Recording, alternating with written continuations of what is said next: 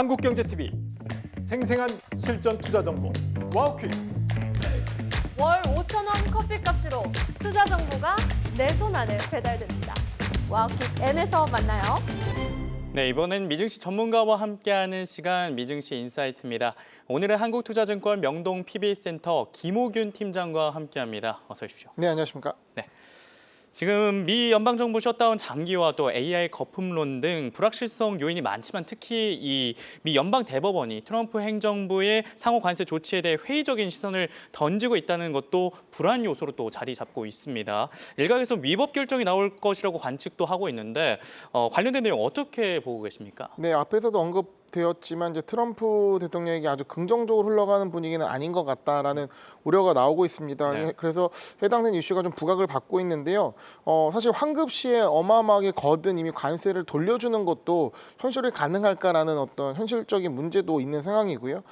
이에 따라서 관세로 인해서 피해를 본 기업 같은 경우는 관세가 없어지는 거다라고 혹은 환급을 받는 부분에 있어서 주가 변동성이 발생하고 있고요. 이런 주가 변동뿐만 아니라 이게 또 관세 수입이 줄어들기 때문에 재정 이슈로 연결되면서 채권 시장도 흔드는 상황입니다. 네. 매우 중요한 변수인 것 같은데 앞서서도 말씀하셨지만 트럼프 대통령은 다른 조치로 만에 하나 이게 부과가 취소된다면 다른 조치로 관세를 부과할 가능성이 상당히 높고 그걸 이제 공언하고 있기 때문에 이걸 또 대법원에도 압박하는 수위로 활용하고 있고요. 그리고 지금 시기적으로 당장의 결론이 나지는 않을 것이라는 부분 때문에 지금 시장에서 좀 우려하는 부분 좀 과도할 수 있다라는 부분 그리고 시간이 상당히 소요되는 차원도 우리가 좀 고려해 봐야 한다라고 말씀드리겠습니다. 네. 그런데 이 트럼프 행정부의 관세가 최종적으로 위법 판단 내려진다면 관세로 많은 변동성을 보였던 미증시 어떤 방향으로 좀 흘러갈까요? 사실 뭐 관세 부과를 했던 해방의 날처럼 시장이 그 강한 쇼크를 받진 않을 것 같습니다. 근데 이게 두 가지 효과가 같이 있거든요. 네. 지금 증시랑 채권 시장 동시에 영향을 미쳤던 것처럼 관세를 부과받았던 관세 피해주 같은 경우는 상승하는 요건이 발생할 수 있고요. 네. 근데 또 다시 이어서 관세를 다시 부과한다면 이건 큰 의미가 없기 때문에 영향이 또 제한적일 수 있습니다.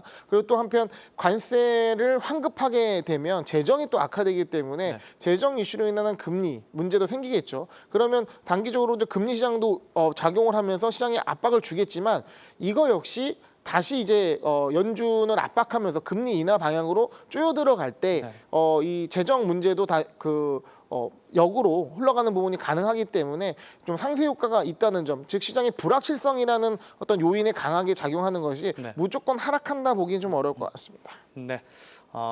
대법원 판단 관련된 내용 살펴봤고요. 그럼 오늘의 이슈로 넘어가 보도록 하겠습니다. 엔비디아의 젠슨항 CEO가 AI 경쟁에서 중국이 미국에 승리할 것이라는 경고를 했습니다. 물론 몇 시간 후에 엔비디아 공식 채널을 통해서 미국이 앞으로 더 빨리 달려나가야 한다면서 발언 수위를 좀 조절하기는 했는데요. 하지만 젠슨항의 속내는 좀 전자에 가까운 것 같은데 젠슨항의 발언 어떻게 보고 계십니까? 네, 우리 깐부 회동의 영웅 젠슨항의 발언이 주목을 받고 있습니다. 자, 여기저기 좀 많이 좀 말씀하시는데 네. 일단은 핵심은 이거죠. 중국이 이러다가 따라잡을 수 있다. 근데 그게 그냥 말만 하면 의미가 없겠죠. 그 근거를 든 게 바로 중국은 전개 거의 무료다라는 부분입니다. 데이터 센터를 이제 미국 같은 경우는 구축하는 데 있어서 GPU를 확보했다 하더라도 그리고 엔비디아 GPU가 중국 칩보다 월등히 뛰어나다 하더라도 GPU가 있어도 데이터 센터 즉 전력이 뒷받침되지 않으면 질 수가 없는 부분이잖아요. 그래서 이제 데이터 센터에 대한 기준 자체를 몇 기가와트 즉 전력을 기준으로 설정하는 부분도 있고요. 그런데 이제 중국 같은 경우는 기존에 이미 대형 기업들이 IT 기업들이 사용한 데이터 센터에 에너지 보조금을 주면서 화해로 인한 어떤 이제 성능 저하에 대한 부분을 보완을 하고 있거든요. 근데 여기에 전력 보조금을 확대할 것이다라는 예상을 하고 있습니다. 젠슨항은 이 부분 상당히 우려하고 있는 것이고요. 자기네 칩 성능이 아무리 좋다 하더라도 중국이 저러한 전력 비용의 경쟁력을 갖고 온다면 이게 좀 어렵다라고 볼 수 있는 것 같습니다. 그리고 일단은 이 중국 같은 경우는 신장에 태양광을 깔고 전기만 끌어오면 되는 부분이 있거든요. 그래서 이런 부분들이 중국이 좀 유리한 측면도 있고요.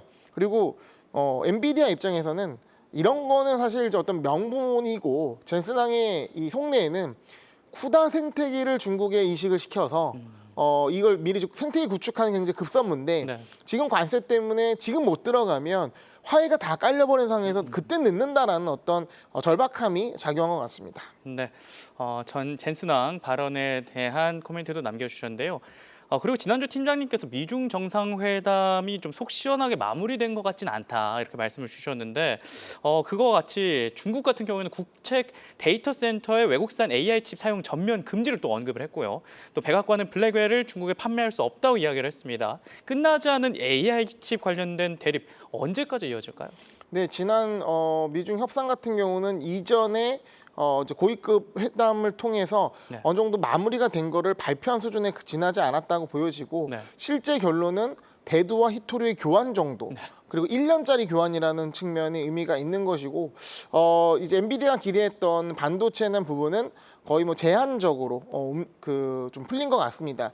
특히 블랙웰 칩이라는 최신 칩에 대한 부분은 또 막혀 있기 때문에 이게 좀 풀려야 될 것 같고 사실 좀 젠슨왕이 이렇게 얘기하는 부분은 시장에도 명분 그리고 정부에 대한 어떤 이제 어필이라고 볼 수 있는데 저는 개인적으로 생각하기에 이 중국 자체가 어떤 이 엔비디아 실적에 지금 현재는 큰 영향을 주지는 않을 겁니다. 네. 왜냐하면 이거를 제외하고 지금 엔비디아는 평가를 받고 있기 때문에 만약에 중국 매출이 생긴다 그러면 또 엄청난 또 효율성과 이익이 올라가는 부분이 나오겠죠. 네. 그래서 시간의 문제일 뿐 어쨌든 미국 입장에서도 중국 입장에서도 엔비디아 입장에서도 이 부분은 풀리는 것이 좋다라고 생각하고 있기 때문에 시간이 지나면서 풀려가는 과정이 되지 않을까. 협상 카드로서 최대한 이용되다가 풀리지 않을까라는 생각을 하고 있습니다.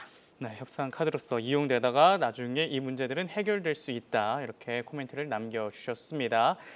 그리고 알파벳 이슈도 좀 다뤄보도록 하겠습니다. 구글이 엔트로픽에 대한 투자를 늘리기 위해 초기 협상에 좀 들어갔다고 합니다. 또 애플 같은 경우에는 구글의 첨단 AI 모델을 활용하기 위해 구글에 연간 약 10억 달러를 지불하는 계약에 근접했는데요. AI 사이즈를 키우고 있는 구글 어떻게 보고 계십니까? 네, 제가 뭐 방송에서 누누이 말씀드렸지만 현재 M7 기업 중에 AI를 가장 잘하는 기업은 단연 알파벳, 구글일 것 같습니다. 네. 이렇게 좀 잘하다 보면 어떤 일이 생기냐면 호재가 이어집니다. 잘 되는 집이 좋은 소식이 들어오는 것처럼 네. 어제 나왔던 AI가 자체 AI가 부족한 애플이 결국에는 이 구글에게 손을 내밀었다는 뉴스가 나왔는데요. 이런 식으로 앞서가고 있기 때문에 이런 결과들이 나오고 있는데 이게 사실 연간 10억 달러의 매출을 올릴 뿐만 아니라 예전 같았으면 이제 애플이 갑이고 어떻게 보면 구글이 을인 상황이었을 겁니다. 왜냐하면 이 아이폰 생태계에 어떤 AI를 쓰는 것 자체가 이 또 데이터 싸움이기 때문에 오히려 돈을 내고 애플에 구걸하는 상황인데 지금 자체는 오히려 애플이 자체적으로 할 수가 없기 때문에 오히려 구글에게 요청을 하는 상황이 돼서 지금 AI에 있어서 헤게모니를 구글 알파벳이 많이 가져가고 있다라고 느껴지는 상황입니다. 그럼 구글은 어떻게 이런 부분을 갖고 있을까라는 부분에 있어서 강점들이 있는데요. 첫 번째는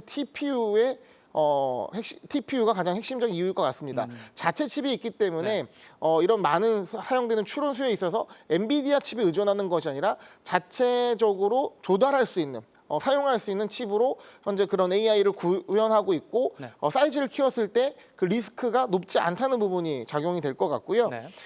그리고 또 미래 기술은 양자 부분에 있어서도 구글이 상당히 또 기술 개발을 많이 해왔기 때문에 이거에 대한 기대감 그리고 AI 에이전트 부분에 있어서 거의 압도적으로 다른 소프트웨어 기업들을 압도하는 기술력과 현재 상품 라인업을 갖추고 있다는 점이 긍정적으로 볼 수 있는 부분인 것 같습니다. 네.